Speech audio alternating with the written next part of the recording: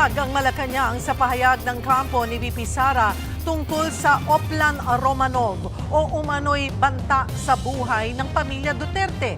Samantala, iginiit naman ng kapatid ni VP Sara na ginagamit ang impeachment para pigilan ang pagtakbo ng kanyang ate sa pagkapangulo. Nasa frontline ng balitang yan, si Maricel Halili.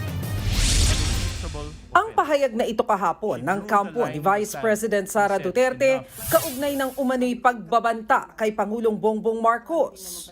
When VP Sara uttered those words, she was not responding as Sara Duterte, the Vice President, but Sara Duterte, the wife, mother, daughter, and sister who only sought to protect her own and her family members' lives. Depensang hindi pinalampas ng Malacanang. Ang pagbabanta ay pagbabanta. Sino ka man, nagbanta ka sa buhay ng Pangulo, kahit ikaw ay isang nanay, ikaw ay isang vice-presidente, walang pagkakaiba yon. Nagbanta ka pa rin sa buhay ng Pangulo.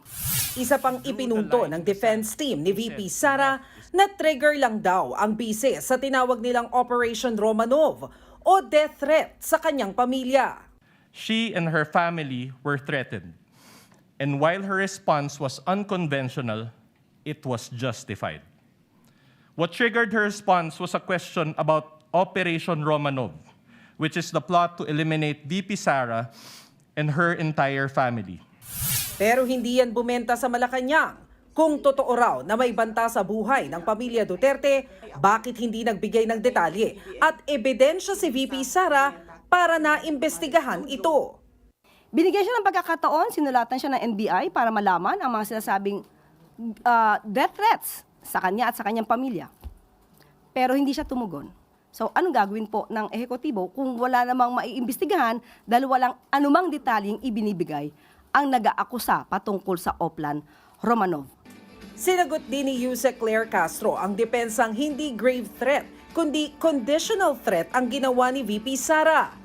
Mangyayari lang naman daw kasi ang assassination plot sa Pangulo, sa First Lady at sa dating House Speaker kung may mangyari sa bise. Kumbaga, hypothetical daw yan, sabi ni dating presidential spokesperson Salvador Panelo. Bagay na tinabla ni Castro.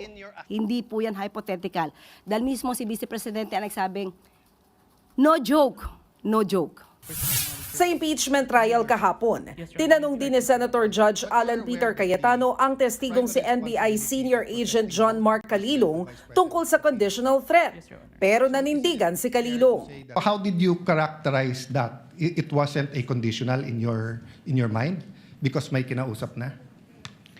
Even with or without, sir, it's still considered a threat. But your initial assessment, yung personal mo as an investigator, this is an investigation of the whole NBI, but yung personal mo? The threat is absolute, sir. Okay. Sa paglilitis din kahapon, ipinunto ng depensa na ang NBI na nag-imbestiga sa pagbabanta ni VP Sara ay sakop ng DOJ at ang DOJ nasa ilalim ng Office of the President. Giit ng Malacanang, hindi nakialam ang Pangulo sa investigasyon ng NBI.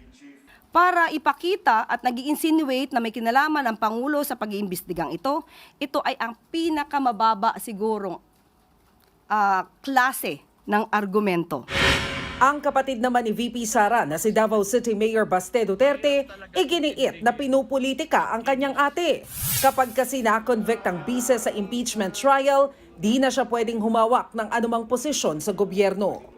Kaya nga nila, ini-insist yung impeachment na yan kasi they want to remain in power.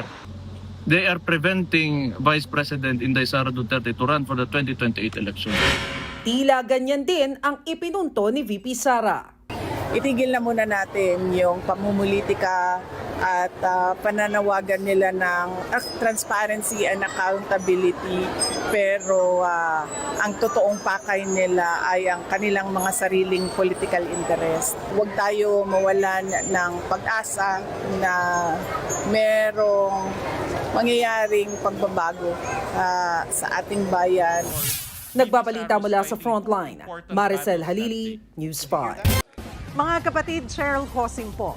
Maging maalam at may pakialam sa mga napapanahong issue at headlines. Mag-follow at mag-subscribe na sa social media pages ng News 5.